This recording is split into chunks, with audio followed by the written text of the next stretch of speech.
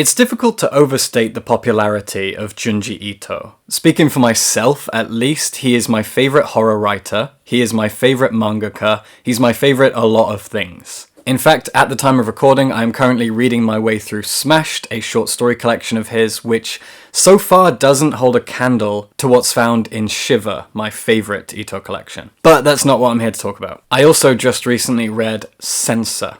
Junji Ito's works come in two main forms.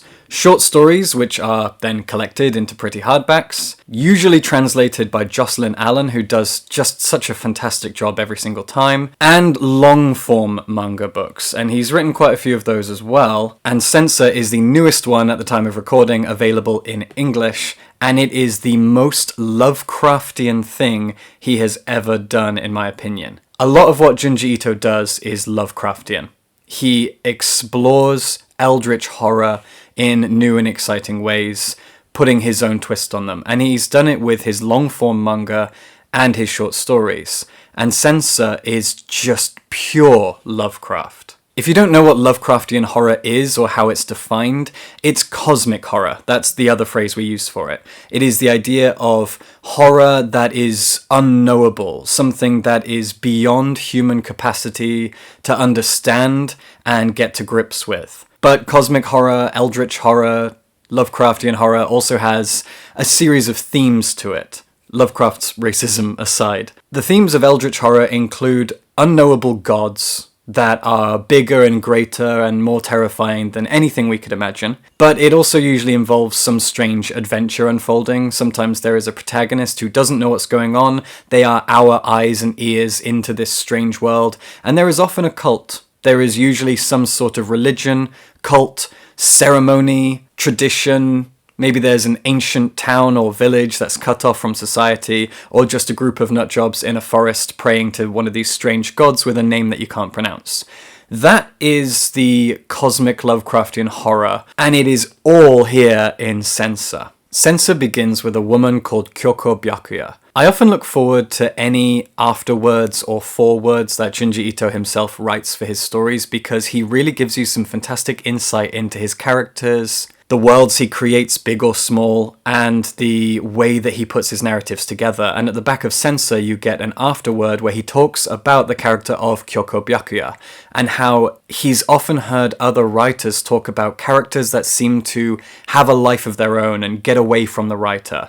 The writer wants the character to do a certain thing, behave a certain way, follow a certain path, and the character gets waylaid and just does its own thing, and they won't sit still. And he never understood what other writers meant when they talked about that until he wrote the character of Kyoko Byakuya. She will not stay still. She keeps doing her own thing. Originally, she was supposed to be the protagonist, but then she kept disappearing. And I just love the way he describes it. It's poetic and beautiful and romantic. Kyoko is not our protagonist, but she is our main character. She has wound up at the foot of a big mountain, Mount Sengoku. Mount Sengoku is a volcano, and sometimes it erupts, and when it does, you get this volcanic hair that rains down, and as far as I know, volcanic hair is a real phenomenon. Strands of lava that kind of look like hair end up floating through the air after a bit of volcanic activity. But Junji Ito takes that idea of volcanic hair and twists it. As she's walking across the foot of this mountain, she finds this volcanic hair is floating through the air, and she meets this man who knows her name, and he invites her to his village.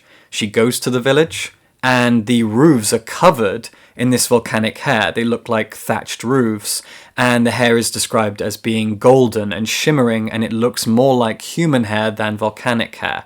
And some of it sticks to the heads of these villagers.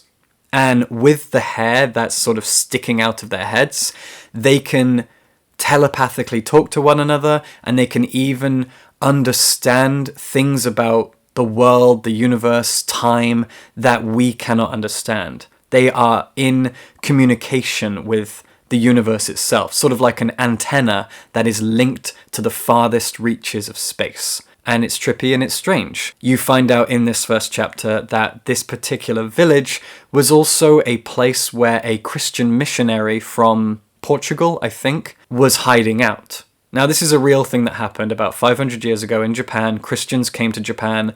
They brought Christianity. They did the thing that Christians do. And some Japanese people latched on to Christianity. But overall, the different governments of Japan said no. And they put a bunch of things in place to make sure that Christianity couldn't spread. This missionary is called Miguel, and he is hidden in this village by people who believe that he is a true messiah of Christianity, but there's not really much Christianity in the book. He's just kind of a generic religious messiah. But in the end, he gets thrown into the volcano. And the people in this village are kind of a cult that pray to Miguel as a savior, and they believe that the volcanic hair that rains down on their village is special and different, and it gives them powers because it is a gift from Miguel himself. Then we get to chapter 2, and everything changes. We get a new protagonist, who is a amateur, no-name reporter guy, and he's taken an interest in her case. The story of her going to this village and what happens there at the end of chapter 1, which I won't spoil, and he's investigating, and he is our protagonist. He's our eyes and ears. As I said, in Lovecraftian horror, you often get a regular civilian who is our audience surrogate, and this is him. As the story then goes on, we are getting a lot of Lovecraftian horror. The connection to the cosmos, cults, and there is more than one cult, strange, impossible phenomena, people who appear to be psychic, time travel, or visions, or both. You're not sure, at least at first. And then we get the Junji Ito spin on things, where he uses his wonderful, terrifying, creeping, dreadful art to create horrible, monstrous images. In one chapter, about halfway through the book, there are these bugs that are introduced. There is a place at a cliffside where people often commit suicide, and there are these bugs that like to crawl under your feet. As you're about to put your foot down, they dash under your foot to try to get squished. And they're referred to as suicide bugs. And the way that Ito creates these bugs is just horrible. They have no head. They have these bulging, bloated bodies, 6 insect legs, and they dart and jump around in really creepy ways, and they have these long antennae coming out of their not a head. It's horrible.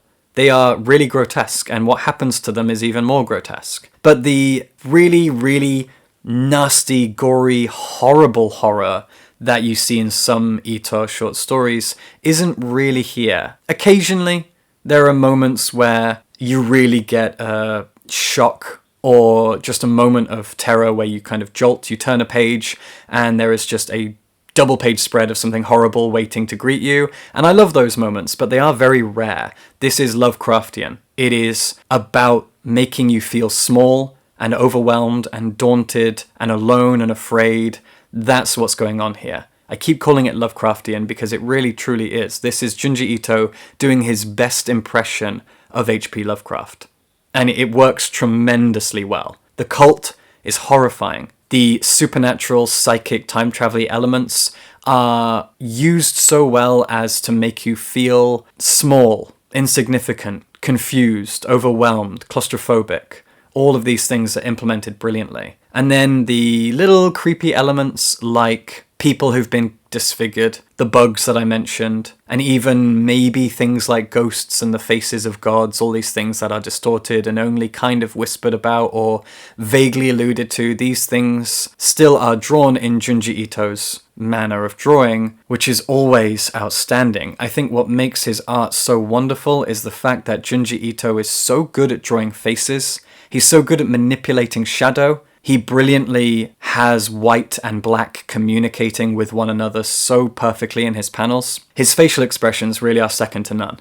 The way that he draws very minor frowns and looks of disappointment or unease or confusion or even nausea on people's faces, he manages to communicate it so brilliantly. And then when he decides to go extreme, body horror, gross nastiness, he also delivers on that. And it's the detail and the amount that he commits to the grossness. That's what also makes his art stand out. Censor is such a fun read. If you enjoy H.P. Lovecraft, if you enjoy Junji Ito, you really have the ultimate meeting of those minds in this book. There's a lot that I've skimmed over here. There's a lot that I haven't mentioned about Censor and the events in it for obvious reasons. I've tried to keep it as vague as possible and given you just a few things to take away. And that's all I'll do.